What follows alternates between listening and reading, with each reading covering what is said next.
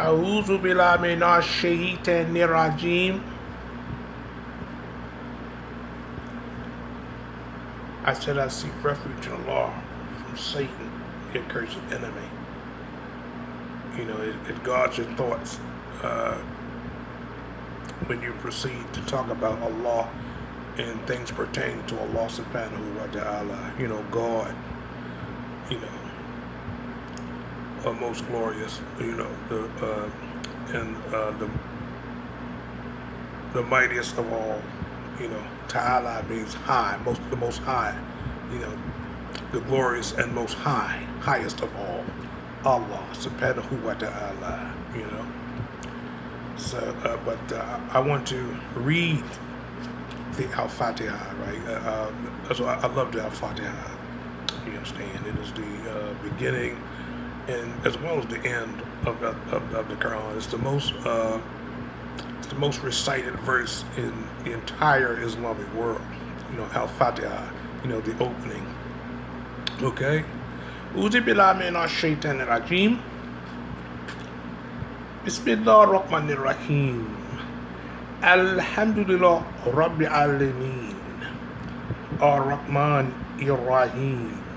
Maliki Yawmiddin.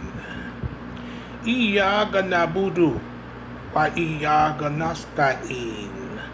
Ihdina siratal mustaqim. Siratal ladzina an'amta alaihim ghayril maghdubi alaihim waladhdallin. Ameen. Okay.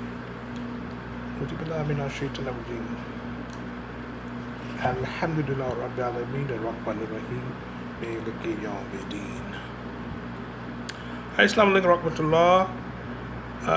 My name is Muhammad Ali Bailey Il Abdul Al Adel. Okay, and I consider myself the main disciple of the hander of the supreme laws, the chief of the late great Chief Supreme National Grand Sheikh Timothy Dingle Il Noble Drew Al-I alayhi wasallam.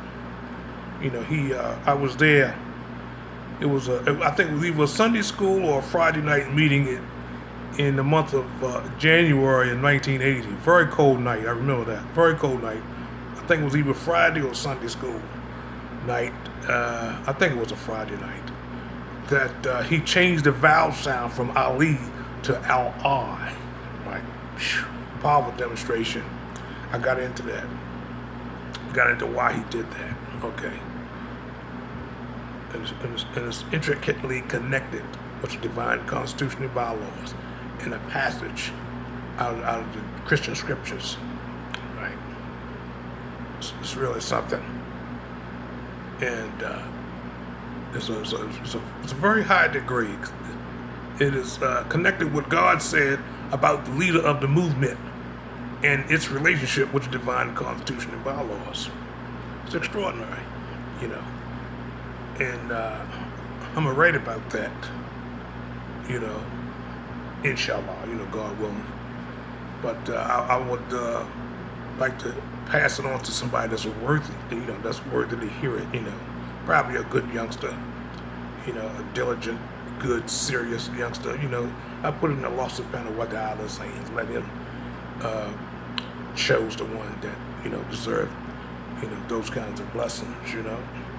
But what I want to talk about, right? I want to talk about the book. You understand?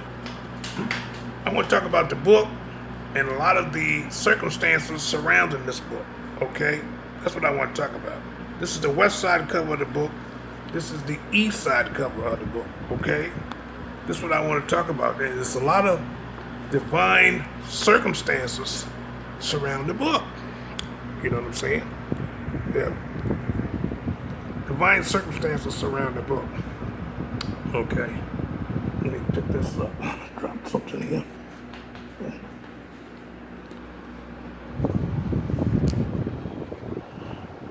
And when things get a little better, I'm going to have a better pedagogical setup.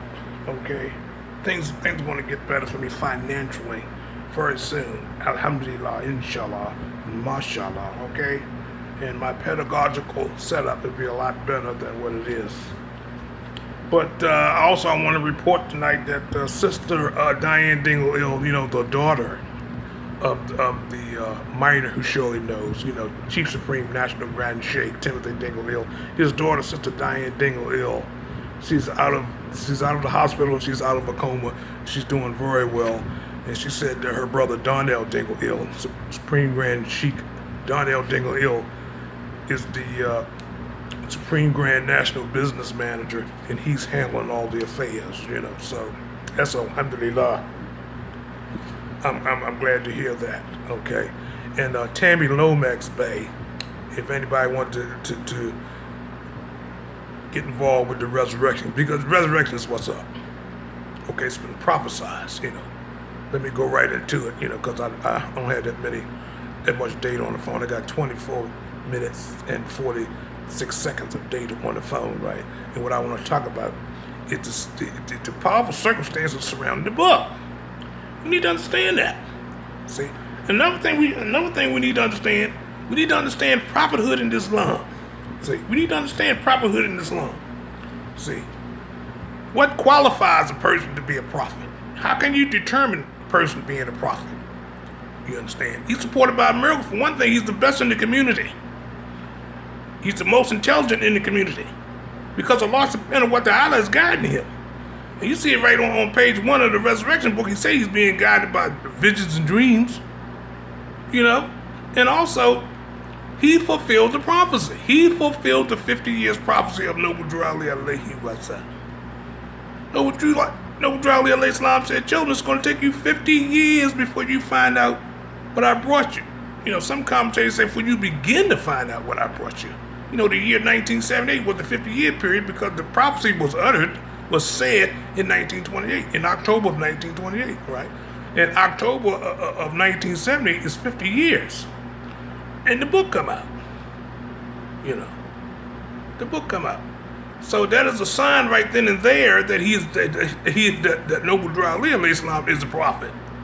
And Timothy Dingle-Ill alayhi salam, it's all about the copyrights. A lot of them leaves and everything, they let the prophet's work fall in public domain. They know a darn thing about the United States copyright law and its relationship with the literature of the prophet Noble Drew Ali. See, it's a powerful demonstration. You got to get into it. And you know what I found out over the years, that this degree is intricately connected with the Holy Quran, right? And key number 27 of the 101s. See, that ties in exactly with the power and authority.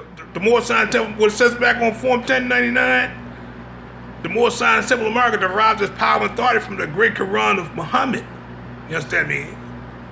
To extend and propagate the learning of the great prophet of Ali here in America. You understand me? Propagate the faith of Muhammad here in America. What's the faith of Muhammad here in America? What is the faith of Muhammad? It's right on back of Form 1099. It's been on Form 1099 there for 90 years. And brothers still not making salat. Still not reading hadiths. Still not, going to Hajj and everything. It's in our literature. It's in our literature a few times, see? But, you got to be chosen to see it. We got to say it in Islam. Only, in the hadith it said, only Allah subhanahu wa ta'ala makes Muslims. That's real. Look how many of y'all can't see it.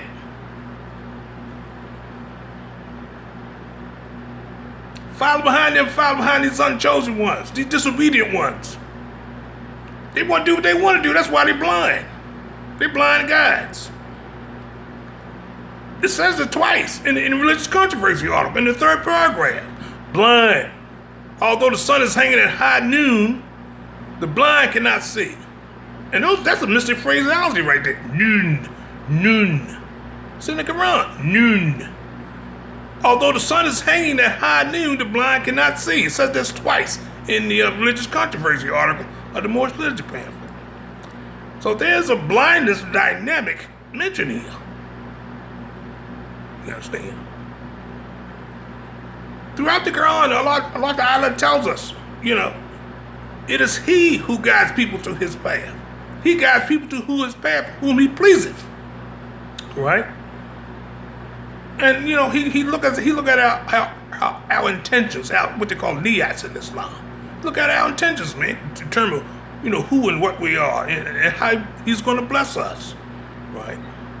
But I want to talk about the book, right? The resurrection. You know, the Arabic term is al-qiyamah. You know, and it's not listening to people say that we don't learn Arabic. We don't speak Arabic, we don't learn Arabic. Prophet was English. Of course he was an English speaking prophet. He came to speak English because the people that he came to spoke English, right? But he brought Islam with him. What is his name? His name is Arabic. The name of his God is Arabic. You understand me? His divine greeting is Arabic. Islam. I know it's just, y'all say Islam. Well, yeah, all that stuff's supposed to change in 1978. This is an evolutionary organization. I don't know why y'all can't understand that. No, I know why. It's the leadership you got. It's the teachers you got. You're being improperly taught. You're being taught by people who are not blessed by Allah subhanahu wa ta'ala. This is real. A prophecy was fulfilled. This is real. That's a sign right then and there that this thing is real. This thing is true. These are proofs. Yeah, another thing I want to talk about, you know that saying, truth don't need no support? That is a lie. They've been saying that for years. And it's an absolute lie. You know what makes truth truth? Proof. Evidence. Verification. Substantiation. You understand? Truth don't need no support. That is a lie. That's a falsehood. They've been saying that for years. And it is wrong. Right? Go in the courthouse with that. Or go into a scientific laboratory with that. You understand me? That's what scientists do. They subject things to tests. Right? They're testing out theories. They're testing out formulas. You understand me? They're testing out properties and everything. See if it have this effect or that effect. You understand? That supports their theory. Once their test supports their theory, their theory becomes a law. It becomes a fact. See, that's support. You got to prove stuff. See, proof. You need proof in order to have the truth. So, you know, stop saying that. Truth don't need no support, because that is a lie. Okay? Now, you know, this is the west side cover of the book, right? I think it's very important to understand the covers of the book. You know, every jot and tittle that's on this book, you need to thoroughly understand it, because it all tells a message, a powerful message. I tell you, you know, the west side cover of the book is an entire chapter in the book, in the Christian scripture. You understand? Concerning that sword. That sword is also a pen. You understand me? The sword is just not a side arm, you know, iron. You understand me? That sword is also a pen. It's an inkhorn. Hear me talking now. You understand me? We're supposed to straighten stuff out by writing. You understand me? Read Al-Kalam in the Holy Quran. Al-Kalam, the pen. Read it. Read the first 8 ayats of Al-Kalam. I think it's Surah 68. Talk about those who use the pen. These are scholars. You know, we might call them brain shooters, right? But these are scholars, people who use the pen, people who wield that pen. You understand me? That pen can be mightier than the sword. But it has to be backed up by the sword if it's going to be as mighty as the sword. You understand me? Because the pen gives the sword permission to fall on somebody, to cut something. You understand? The sword has to be authorized. You understand me? To let go of that cord so it can come down on the head of old Democles. You understand? The pen has to be authorized. You understand me? Not the pen, the sword, you understand me? The sword has to be authorized. You understand me? It's powerful stuff this book is. This is the west side cover of the book. This is the east side cover of the book. You see that symbol on there, that diagram on this book here? Oh wow, that's something else. You gotta get into it. I've been dropping words about it, on my Facebook, what's on your mind window. Don't nobody answer it. Don't nobody hit me back. When I write on there the word amniorexis, you understand me? The rupture of the amniotic sac. You understand me? The rupture of membranes. The rupture of the amniotic sac. You understand me? This is a scientific discipline. You understand? Right? The rupture of membranes. Amniorexis. You understand me? This is a branch of medicine, okay? I don't like giving people too much on the silver platter. I like dropping hints and stuff. I like for my students to think. People listen to me to think, because this is a thinking organization. Prophet Noble Drali alayhi salam, you understand me? Alhamdulillah, Rabbi Alameen. Allah sent him here to get us thinking again. You understand me? These people destroyed our logical thinking processes. You understand me? These people destroyed our effective, logical, cognitive processes, abilities. You know what I'm saying? This thing is deep. It's deep and it's wonderful, right? And I'm gonna tell you something right now. Timothy Dingle Il Noble Drew L.I. Allah subhanahu wa ta'ala had chosen him, man, to end the schism of the Moor Sons Temple of America. And they disobeyed him. I got into that. I've been into this stuff for years, man. I've been into this stuff, man, deeply. I covered so many grounds of it. This thing is deep. It's sevenfold. It's 7 layers. It's seven dimensions of knowledge concerned with this book and how it came about and everything. Timothy Dingle Ill, when he it's called a cipher. Out of everybody in the movement, he's the only one that saw the cipher and figured it out and followed it through. And it concerned the United States copyright law, United States Title Code 17, right? Constitution, what's that? Article 1, Section 8, Paragraph 8, right? And 8 and 8 is 16 plus 1 is 17, right? 1 and 7 is 8, the number of rebirth. 8, number of rebirth. Number of resurrection, right? Number of preservation. 8 people was in the ark, right? That number 8 is the number of infinity. You understand me? The figure 8, number of infinity. You understand me?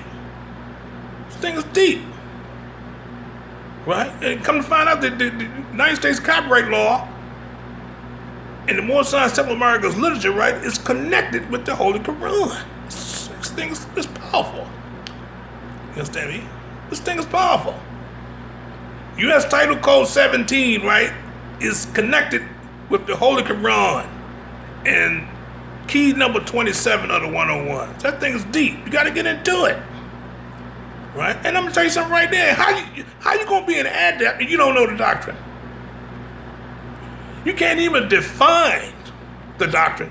You're unable to define the ministry of the Prophet Noble Drew Ali academically. What was he academically? For example, Prophet Muhammad sallallahu alaihi wasallam was a prophet, and he was a political statesman. He was a consummate, top flight politician of the first order. You understand? Besides being a prophet and a lawgiver, a jurist, a lawgiver. You understand me? From an earthly standpoint, he was a statesman. He was a political statesman. And Moses, right? Moses, he was a prophet. He was a lawgiver, right? And he was a statesman. But from an earthly standpoint, Moses was a geologist. You understand me? By academia. You understand me? By academician. By what they call it? It's not trade. By profession. By profession, he was a geologist. He was a trained geologist, okay? And then Jesus Christ was, besides being a prophet, you understand me, a miracle worker, a writer, you understand, a healer. I mean, he was a medical doctor and an attorney. Jesus Christ, alayhi salam, was a medical doctor and an attorney. Now, what is Noble Drew Ali, alayhi salam? Look at his literature and everything. What kind of prophet was he? That's part of understanding the doctrine. That's part of understanding what he brought to us. See? And I'm gonna tell you something right now. I don't understand it. I don't understand it. And don't even try that with me. How you gonna be an adept? An adept is somebody who's adroit, who's professional. You understand me? Who's all that and a box of Ritz in terms of what they know. How you gonna be an adept if you don't know this doctrine? You understand me? You can't understand that it's a puzzle. This thing is a puzzle. You gotta put it together. Thinking from the abstract to the particular, and thinking from the particular to the abstract. You understand me? That's algebra. You understand? That's logic. Ain't this on the circle 7? Logic. Ain't you got 4 gates on it and the 4 cardinal points? That's logic.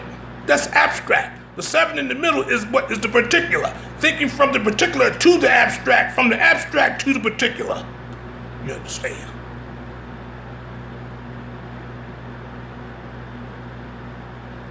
A lot of us are misguiders because we're blind, because we're disobedient. You know, we just disobeyed Timothy Dingle Islam. Allah chose him to bring the end to the schism, and they disobeyed him. I have to repeat that because we need to understand that. When every time you disobey the prophet, you curse yourself. You lose. Every time you disobey the prophet is a living representative of Allah subhanahu wa ta'ala in the flesh.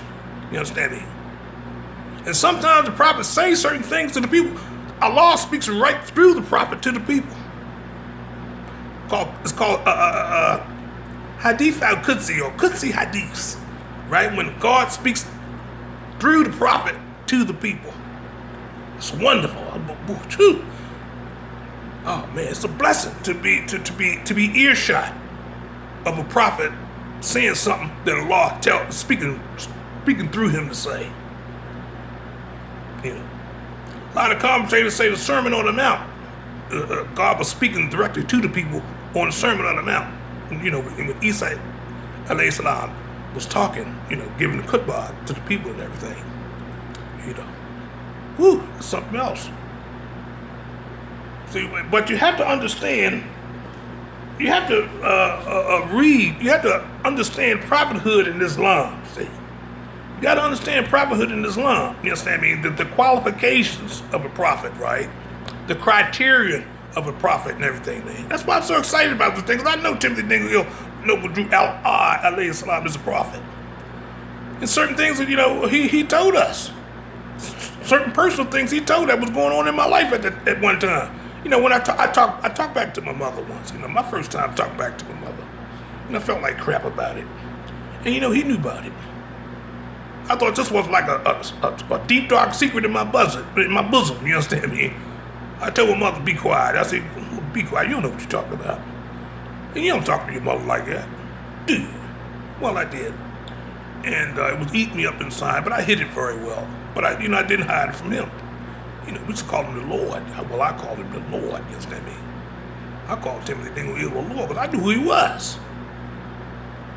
I knew what he was, see? Powerful stuff going on. It's just too bad y'all listen to these people who don't even know more science about Timothy Dingle Noble Drew alayhi salam. Just like Noble Drew Ali came in the historical context of Jesus Christ alayhi salam, he had a comforter. Jesus Christ had a comforter. And his comforter was Prophet Muhammad sallallahu alaihi wasallam. And he brought Islam in the same dimension here, right? Noble Drew Ali came in the capacity, the historical context of Jesus Christ alayhi salam. And so he too has a comforter, right? No question about it. And he prophesied the 50 years. He fulfilled the 50 years prophecy. Timothy Dingle fulfilled the 50 years prophecy. And he brought this book, right, with this diagram on the back.